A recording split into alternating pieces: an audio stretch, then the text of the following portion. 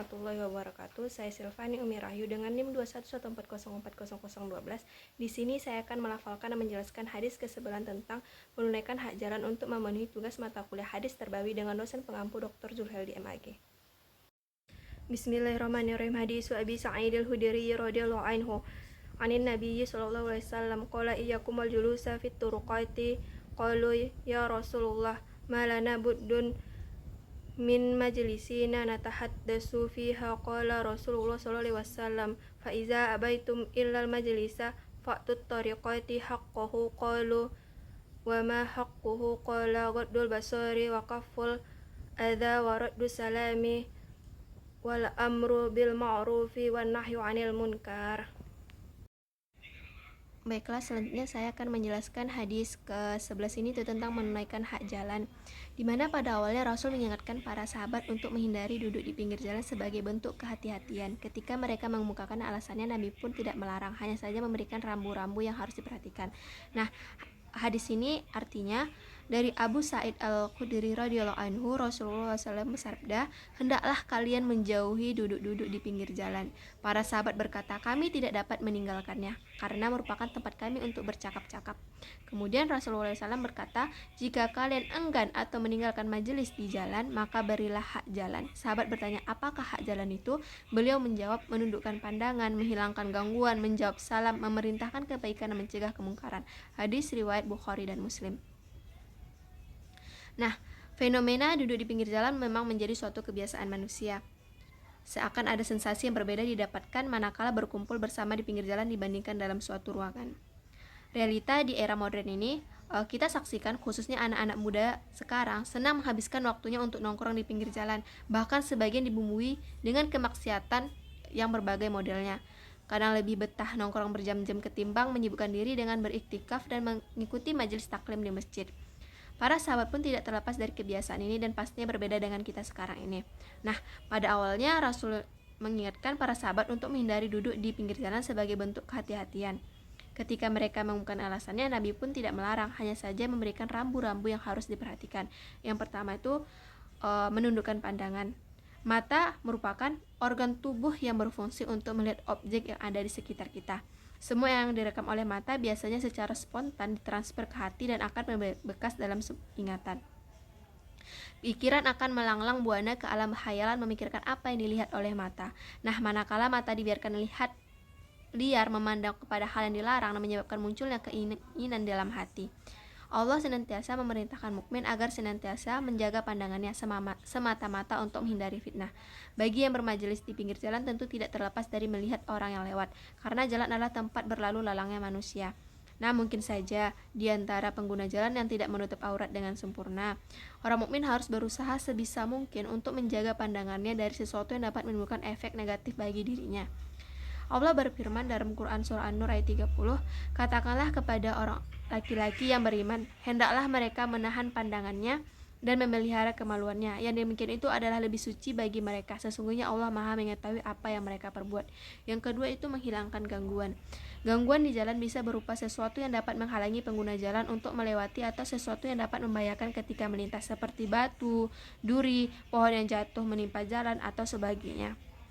Bisa juga gangguan yang berupa perilaku manusia yang jahil yang suka mengganggu pengguna jalan dengan tindakannya seperti menabur paku atau hal-hal yang membuat pengguna jalan terganggu. Hal ini merupakan bentuk kepedulian terhadap sesama dan salah satu cabang iman. Sabda Rasulullah SAW yang artinya dari Abu Hurairah bersabda Rasulullah SAW, iman memiliki beberapa cabang, yaitu 60 atau 70 cabang. Yang tertinggi ucapan la ilaha illallah dan terendah menyingkirkan gangguan di jalan. Hadis riwayat Muslim. Kemudian menjawab salam. Salam merupakan simbol persatuan dan media kasih sayang kaum muslimin. Menjawab salam hukumnya wajib bagi orang yang mendengar ucapan salam dari saudaranya sesama muslim. Jika yang memberi salam adalah non-muslim, dijawab dengan ucapan wa'alaikum. Dalam salam terkandung doa mujarab rasa kasih sayang. Sabda Rasulullah SAW yang artinya dari Abu Hurairah berkata, Rasulullah SAW bersabda, demi zat yang jiwaku berada dalam genggamannya, kalian tidak akan masuk surga sampai kalian beriman, dan kalian belum beriman sampai kalian saling mencintai. Maukah kalian aku tunjukkan satu perkara yang apabila kalian melakukannya kalian akan saling mencintai? Tebarkanlah salam di antara kalian. Hadis Abu Daud. Hadis riwayat Abu Daud. Nah, kemudian menyuruh kepada kebaikan dan mencegah kemungkaran. Aktivitas amar ma'ruf nahi munkar adalah kunci kehidupan beragama dan para nabi diutus menyampaikan risalah Islam dengan pendekatan ini. Imam Al-Ghazali dalam Ihya Ulumuddin menutur bahwa amar ma'ruf dan nahi munkar adalah kutub terbesar dalam agama. Begitu penting dan karenanya Allah mengutus para nabi. Jika ia hilang, syiar nubuwah atau kenabian pun hilang. Agama rusak, kesesatan tersebar, kebodohan merajalela, satu negeri umatnya akan hancur binasa. Nah, maka amar ma'ruf dan nahi munkar merupakan tugas mulia setiap muslim dan akan diberi pahala seperti bersedekah. Sabda yang diriwayatkan dari sahabat Abu Dzar radhiyallahu anhu yang artinya menyuruh kepada kebaikan itu merupakan sedekah dan mencegah kemungkaran itu sedekah. Hadis riwayat Muslim. Kemudian kan jalan adalah tempat untuk lalu lintas orang dan kendaraan. Pada zaman Rasulullah jalan sudah ada dan lebih banyak dilalui para penjalan kaki. Yang berkendara masih terbatas mengendarai keledai, unta dan kuda. Kini telah hanya sangat sedikit yang mengendari hewan tunggangan di jalan raya. Telah digantikan oleh sepeda motor, mobil, kereta, dan kendaraan modern lainnya.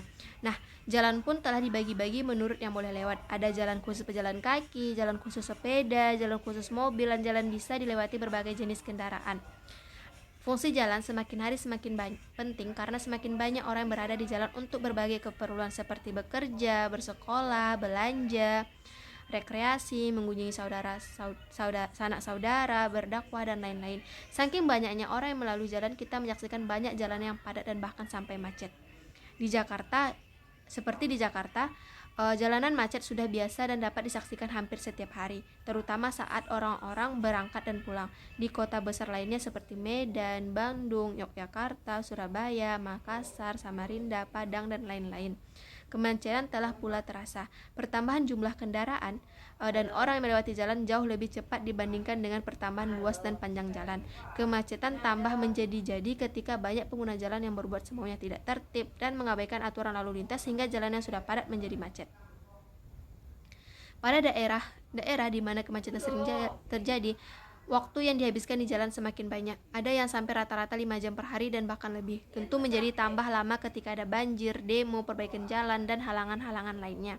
Semua orang pasti senang bisa perjalanan lancar tanpa halangan apapun. Begitu pentingnya fungsi jalan. Islam mengatur bagaimana adab selama berada di jalan. Rasulullah melarang kita berada di jalan kecuali untuk urusan penting dan dapat menunaikan hak-hak jalan. Kita semua wajib menjaga jalan agar lancar dilalui. Nah, menunaikan hak jalan merupakan adab terpenting selama kita berada di jalan. Yang pertama itu kan menundukkan pandangan. Nah, di jalan kan banyak hal yang tidak baik yang bisa dijumpai, utamanya kan aurat. Dibanding laki-laki, wanita lebih banyak yang membiarkan sebagian auratnya terbuka. Dengan mudah dapat dijumpai wanita-wanita yang membiarkan kepalanya, lehernya, lengannya, dan kakinya terbuka. Bahkan tidak sedikit yang membuka sebagian dada, perut, dan pahanya. Ada pula yang meskipun menutup aurat tetapi dengan pakaian ketat sehingga lekuk tubuhnya terlihat dengan jelas. Bila memungkinkan, hindari jalan-jalan yang banyak hal-hal tidak baik. Bila tidak bisa, wajib menundukkan pandangan.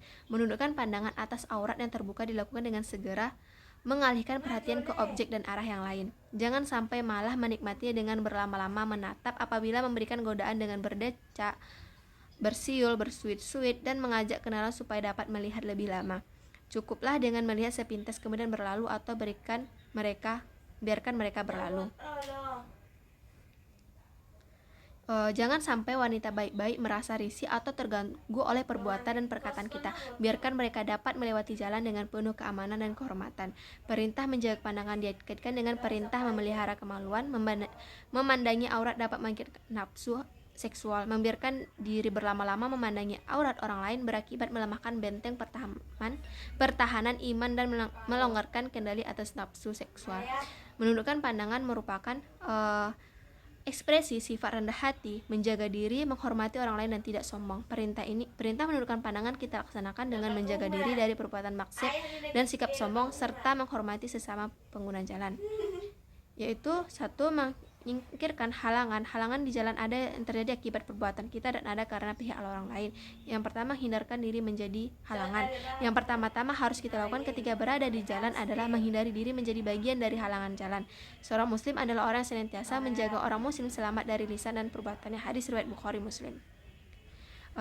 Beberapa aktivitas sering menjadi halangan jalan, antara lain menyelenggarakan acara di bahu atau badan jalan, parkir sembarangan, mengabaikan aturan rambu-rambu lalu lintas. Kemudian menyingkirkan halangan yang ada di jalan, menyingkirkan halangan yang mengganggu perjalanan orang dan kendaraan adalah amalan mulia. Menyingkir halangan jalan merupakan amalan bernilai bersedekah. Kemudian dari Abu Dzar dari Nabi SAW, beliau bersabda, setiap hari setiap persediaan anak Adam harus disedekahi. Salam yang diberikan kepada orang yang dijumpai adalah sedekah. Setiap perintahnya kepada kebaikan adalah sedekah. Setiap larangannya dari yang mungkar adalah sedekah. Membuang hal yang mengganggu jalan adalah sedekah. Dan persetubuhan dengan istri adalah sedekah. Kitab Abu Daud. Nabi bersabda, kami juga bisa bersedekah. Kamu menyingkirkan tulang dari jalan adalah sedekah. Menunjukkan jalan adalah sedekah. Menolong orang yang lemah dengan kelebihan kekuatan yang kamu miliki adalah sedekah. Penjelasanmu kepada orang yang bingung adalah sedekah. Dan pertemuanmu dengan istrimu adalah sedekah. Nah, dari Abu Hurairah bahwa Rasulullah SAW bersabda, ketika laki-laki sedang berjalan dan menemukan ranting berduri di tengah jalan, kemudian dia menyingkirkan ranting tersebut hingga Allah pun bersyukur kepadanya lalu mengampuni dosa-dosanya. Kemudian menjawab salam, berada di jalan meningkatkan peluang ketemu orang lain. Nah, di antara adab bertemu adalah mengucapkan salam. Anda bisa memberi atau menerima salam. Menjawab salam adalah wajib. Kemudian menganjurkan kebaikan. Banyak perbuatan yang baik yang bisa dilakukan di jalan, misalnya menolong orang tua atau anak-anak yang hendak menyeberang jalan, menolong orang yang mengalami kecelakaan di jalan, membantu ibnu sabil yang kehabisan bekal, menolong orang yang kendaraannya mogok, menunjukkan jalan orang yang tersesat, dan lain-lain. Anda juga bisa berdakwah di jalan, kemudian mencegah kemungkaran. Banyak kemungkaran yang bisa terjadi di jalan seperti perampokan, pencopetan, kebut-kebutan, parkir sembarangan, pelanggaran rambu lalu lintas, dan membuka aurat, berbuat senonoh, dan lain-lain. Nah, selama berada di jalan, sedapat mungkin kita mencegah terjadinya kemungkaran tersebut sesuai dengan kemampuan.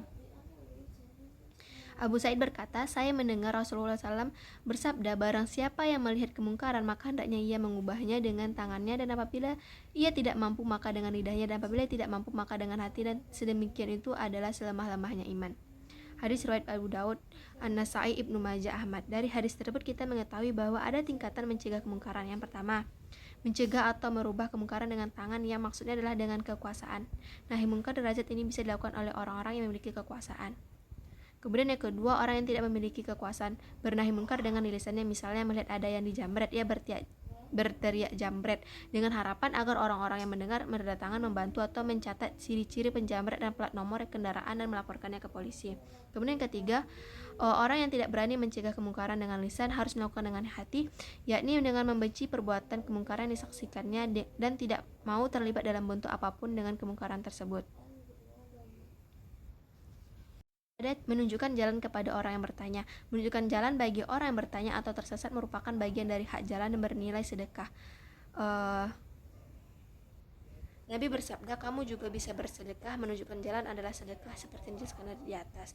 Kemudian tidak membuat hajat di jalan.